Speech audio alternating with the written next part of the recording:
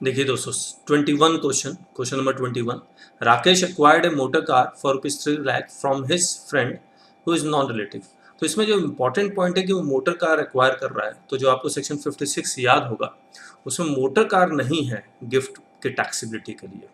तो यहाँ पर वो मोटर कार वो एसेट लिख रहा है जो स्पेसिफाइड एसेट नहीं है। When the fair market value of the motor car was ₹5 lakh, यानी कि 5 लाख रुपए का मोटर कार 3 लाख रुपए में एक्वायर करता है, तो क्या in the amount liable to tax in the hands of Rakesh from the transaction is obviously it will be nil. तो मैंने इसका सॉल्यूशन भी बनाया, दिखाता हूँ मैं आपको। देखिए मैंने कहा था सेक्शन 56 में ZPB की सास, अगर ये स्पेसिफाइड एसेट ZPB के साथ में jewellery, archaeological collection, drawing, painting, bullion, sculptures और एनी वर्क ऑफ आर्ट और शेयर्स एंड सिक्योरिटीज, अगर ये एसेट्स ट्रांसफर होंगे less than fair market value या गिफ्ट किया जाएगा, तभी वो टैक्सेबिलिटी अराइज होती है in the hands of buyer. Motor car इसमें कहीं लिखा ही नहीं है, इसलिए उसका आंसर 21 का सी जो निल आएगा। नेक्स्ट देखते हैं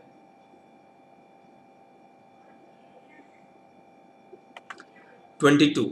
Where a firm or closely held company received from any person any property being shares of closely held company without consideration, तो ऑब्वियसली वही वाला है कि the whole amount of the fair market value shall be taxable if it exceeds ₹50,000। तो इसमें कोई खास था नहीं, तो इसका हमने सॉल्यूशन में भी हमने जो लिखा है 22 का बी, ये वाला। तो जिसका भी क्वेश्चन है वो क्वेश्चन पेपर उसने गलत लिखा हुआ है। नेक्स्ट देखते हैं। Mr. Shivam gifted a let out building which fetches annual income या annual rent of 10,000 per month to his son's wife on 1st November 2016, और म्यूनिसिपल टैक्स उसने पेमेंट किया है और उसका अदर सोर्सेस इनकम 2,60,000 है।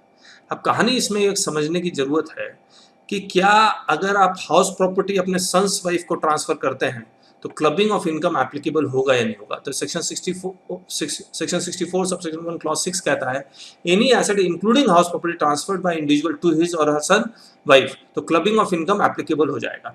लेकिन अगर आप हाउस प्रॉपर्टी स्पाउस या माइनर चाइल्ड को ट्रांसफर करते हैं तो सेक्शन 64 एप्लीकेबल नहीं होता, सेक्शन 27 एप्लीकेबल रहता है।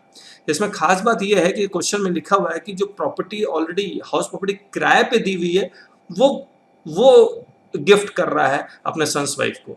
अगर वो किराए वाली प्रॉपर्टी नहीं होती, self occupied property for residence gift कर रहा होता अपने सन्स वाइफ को, यानी कि अपने बहू को, तो ऑब्वियसली वो SOP for residence sons wife के पास अगर एक ही होता है तो एसओपी फॉर रेजिडेंस का जीएबी निल होता, क्लबिंग भी निल हो जाती। तो यहाँ पर लेट आउट प्रॉपर्टी कर रहा है और gross annual value 10,500 into 12 1,26,000, municipal tax 6,000 minus कर दिया, एनएवी आ गया 1,20,000, स्टैंडर्ड डिडक्शन ऑटोमेटिकली वो माइनस होकर रहेगा 36,000, हाउस प्रॉपर्टी की इनकम आ गई 84,000, अदर सोर्सेस हमने जोड़ दिया 2,60,000, तो 3,44,000 इसका ग्रॉस टोटल इनकम या टोटल इनकम आ गया। इसीलिए 23 का जो आंसर आएगा वो बी आएगा। आइए दिखला देता हूँ मैं आपको 3,44,000, तो ये आंसर आ गया 3,44,000। ठीक है 24 देखते हैं। यहाँ पर 24 में लिखा हुआ है कि इसका बिजनेस लॉस है प्रीवियस ईयर में 1,30,000, इनकम फ्रॉम सैलरी है 2,40,000 और स्पेकुलेशन गेन है 1,10,000। आपको पता ही होगा बिजनेस लॉस स्पेकुलेशन प्रॉफिट के साथ सेटअप हो सकता है लेकिन सैलरी के साथ सेटअप नहीं हो सकता। तो बड़ा आसान सा क्वेश्चन है और इसका आंसर भी तुरंत निकल गया। हमने क्या किया, इनकम फ्रॉम सैलरी लिख दिया 2,40,000, स्पेकुलेशन गेन 1,10,000, इसमें बिजनेस लॉस हमने माइनस कर दिया 1,10,000, 1,30,000 की जगह 1,10,000 ही माइनस होगा, बाकी कैरी फॉरवर्ड हो जाएगा 20,000।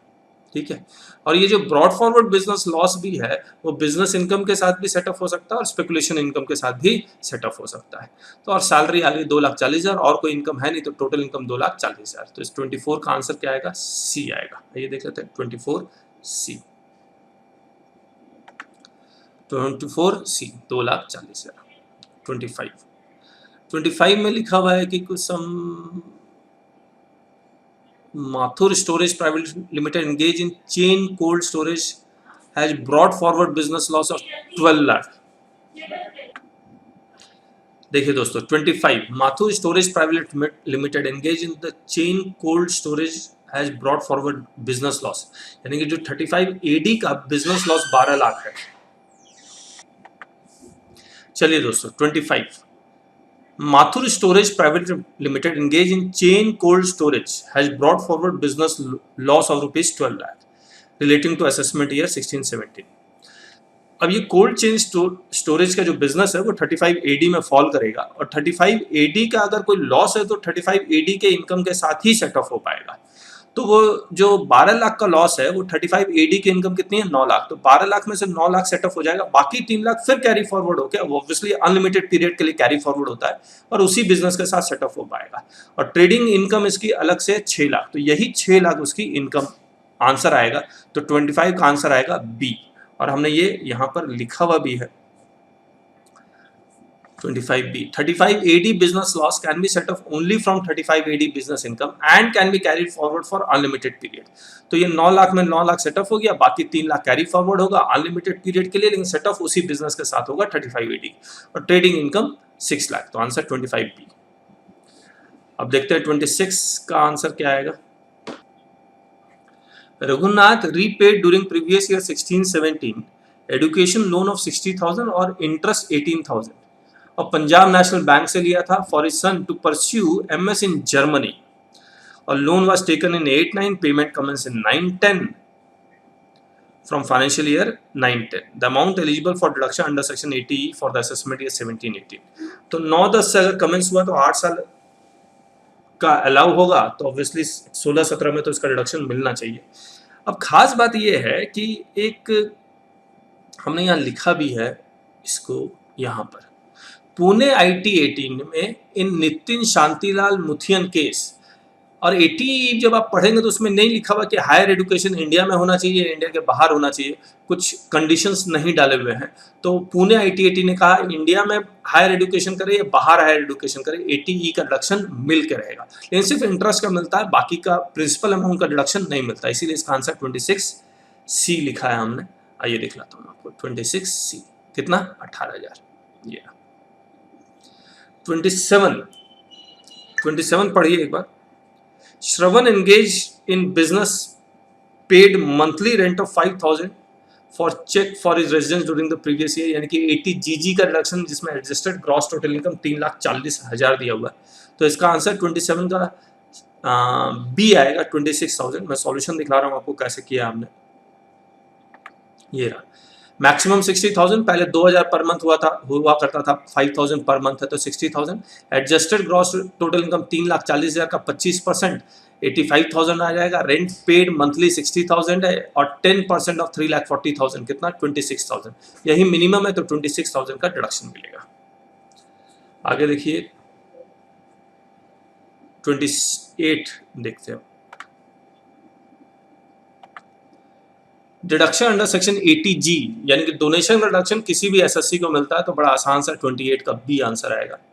और 29 जो अल्टरनेटिव मिनिमम टैक्स है वो तभी एप्लीकेबल है when the adjusted total income exceeds 20 lakh, तो इसका भी आंसर बी आएगा।